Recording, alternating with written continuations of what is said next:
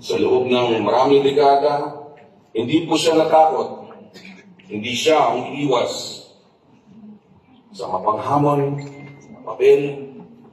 Pero sa halip, niyakap niya ito. Ginampanan ng tatang at isinabuhay ang mga totohanang madalas ay hindi natin gustong harapin.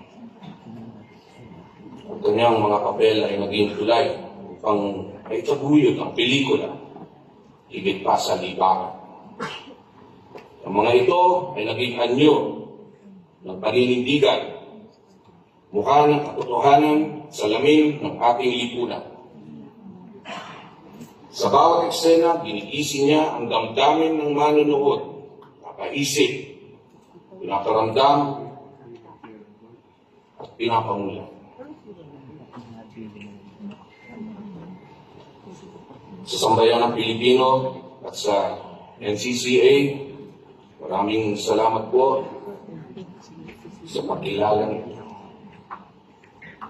Pinatibay po nito ang pagdiriwang ng isang alagad ng sining ay hindi natatapos sa liwanag ng kamera, kundi nagpapatuloy sa alaala, sa aral, at sa inspirasyong iniiwan nila pagkatapos isara ang kortina. Maraming salamat po. Mabuhay ang sining. Mabuhay! Senora Honor.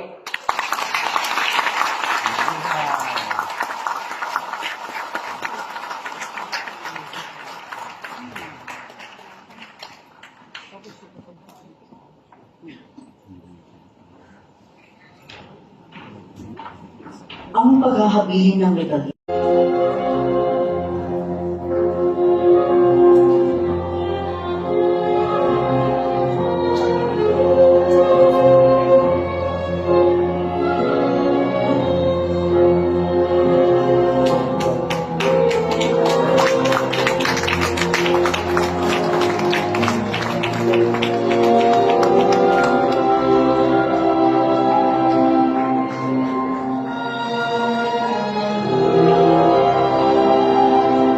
Maaari pong manatili muna tayo sa loob ng tanghalan hanggang hindi pa makalalabas ang ating superstar, Nora Honor.